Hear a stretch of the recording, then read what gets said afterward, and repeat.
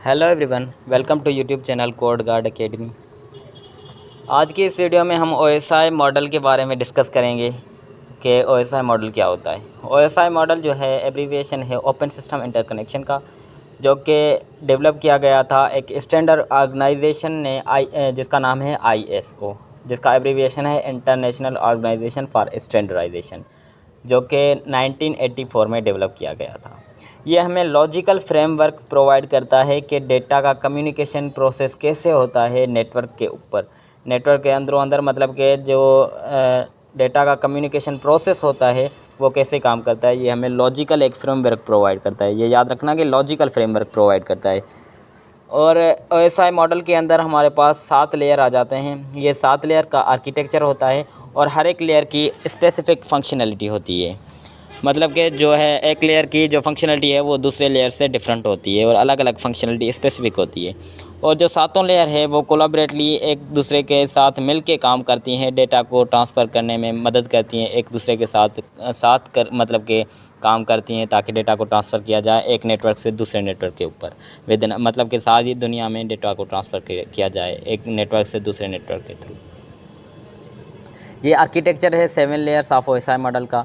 ये हमारी ऐसे समझ लो कि डेटा जो है सेंडर साइड है, तो यहाँ से सेंडर साइड से अगर फॉर एग्जांपल यहाँ पे कुछ डेटा है, कुछ सेंडर ने सेंड करना है रिसीवर की साइड, तो यहाँ पे कुछ डेटा है पड़ा, तो यहाँ पे कुछ फंक्शनलिटीज़ अप्लाई होंगी एप्लीकेशन लेयर की। फिर यहाँ पे डेटा आएगा प्रेजेंटेशन लेयर पे। प्रेजेंटेशन लेयर पे एक स्पेसिफिक अलग जो है वो फंक्शनलिटी इसकी अप्लाई होगी। ये जो फंक्शनलिटीज़ है डिफरेंट टाइप्स ऑफ लेयर की, वो जब हम डिस्कस करेंगे एक लेयर के ऊपर एक वीडियो बना के, तो वहाँ पे आपको समझ आ जाएंगी कि कौन कौन सी फंक्शनलिटीज़ हैं। तो यहाँ पे ऐसे फंक्शनलिटीज़ अप्लाई करते हुए ये हमारा डेटा जो है फिज़िकल लेयर पे आ जाएगा। फिज़िकल लेयर पे डेटा को आने के बाद ये डेटा ट्रांसफ़र होगा रिसीवर साइड। रिसीवर साइड जब जो डेटा ट्रांसफ़र होगा तो ये जो है फिज़िकल लेयर की जो फंक्शनलिटी यहाँ पे अप्लाई हुई थी इसको डिकोड करेगा वो फिज़िकल लेयर ही रिसीवर साइड पे। फिर से ये डेटा ऊपर चलता जाएगा, फिर ये जो एक्चुअल डेटा है वो रिसीवर की साइड पहुंच जाएगा। तो ये जो है एक 7 लेयर आर्किटेक्चर है ओएसआई मॉडल का, जिसके थ्रू हम डेटा को, जिसके थ्रू आप समझेंगे कि डेटा को कैसे ट्रांसफ़र किया जाता है। अगली वीडियोस में हम इसके बारे में अलग अलग वीडियोस डिफ़ाइन करेंगे ताकि आपको बहुत ईजीली समझ आ जाए। फिर आ जाता है नेटवर्क कॉम्प्लेक्सिटीज़। नेटवर्क कॉम्प्लेक्सिटीज़ जिनके थ्रू हमें ओएसआई मॉडल की ज़रूरत पड़ी। तो different types of hardware and software distinct operating system. हर एक ऑर्गेनाइजेशन के अंदर उसके अलग अलग डिफरेंट हार्डवेयर होते थे, सॉफ्टवेयर्स होते थे, उनका अलग तरीका होता था, ऑपरेटिंग सिस्टम उनका डिफरेंट होता था।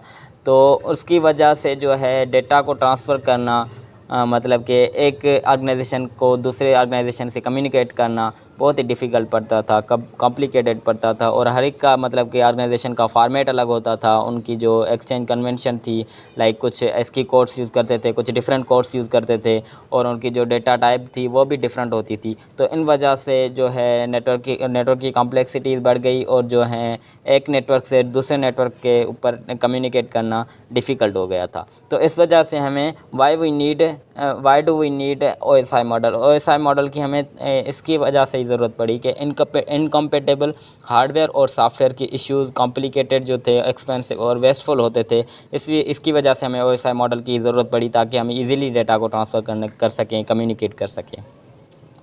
तो ओएसआई मॉडल नेटवर्क की हमें जो है वो प्रोवाइड करता है, हेल्प करता है वेंडर्स को कि सारे जो हैं वो हमें, मैंने आपको पहले बताया कि ये हमें एक फ्रेमवर्क प्रोवाइड करता है कि गाइडलाइंस प्रोवाइड करता है कि जिनके थ्रू हर जो है ऑर्गेनाइजेशन उस गाइडलाइंस को मतलब कि फ़ॉलो करें तो इजीली आपस में कम्युनिकेट कर सकते हैं। तो यही है जो नेटवर्क मॉडल हमें प्रोवाइड करता है, और इसको ओपन सिस्टम मॉडल कहा जाता है, ओएसआई ओपन सिस्टम मॉडल। तो इस वजह से ये सारों के लिए, सारे जो वेंडर है, सारी ऑर्गेनाइजेशन है वो यूज़ कर सकती हैं इसको।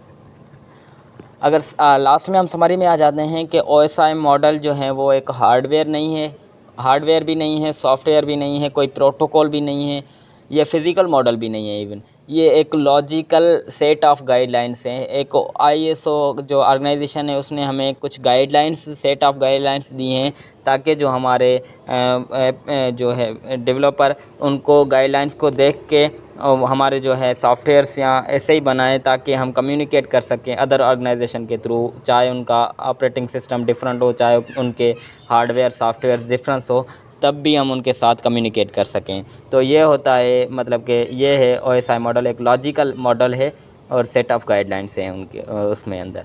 तो ये हमें एक फ्रेमवर्क प्रोवाइड करता है ताकि हम क्रिएट करें, इम्प्लीमेंट करें कुछ ऐसे सॉफ्टवेयर जिनके थ्रू हमें मतलब कि डिफ़िकल्टी ना हो, कुछ डिफरेंट टाइप ऑफ जो हैं ऑर्गेनाइजेशन के साथ कम्युनिकेट करने में, जहाँ पे मुख्तलिफ हार्डवेयर हो, सॉफ्टवेयर हो। लाइक एक ऑर्गेनाइजेशन के अंदर डिफरेंट सॉफ्टवेयर ऐसे बनाओ जो दूसरी ऑर्गेनाइजेशन के अंदर वो भले डिफरेंट सॉफ्टवेयर्स हो, लेकिन वो कम्युनिकेट उनके बीच का कम्युनिकेट जो है वो ईज़िली पॉसिबल हो जाए। तो ये था हमारा OSI मॉडल के अंदर जो कुछ हमने पढ़ा। तो अगली वीडियोस में हम फर्दर डिस्कस करेंगे जो इसकी 7 लेयर्स हैं OSI मॉडल्स की। तो आज के लिए इतना ही। अल्लाह हाफ़िज़।